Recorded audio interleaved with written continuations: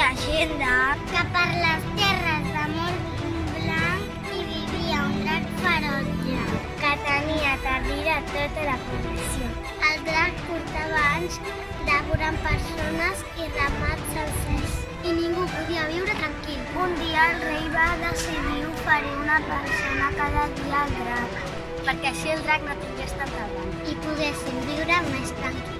La primera víctima escollida a l'atzar va ser la seva estimada princesa. El rei, fidel de la seva decisió i amb molta pena al cor, hi va enviar la seva filla a la cova del drac. Però de sobte, muntat en un cavall, va aparèixer Sant Jordi, que venia a salvar la princesa i a tota la població.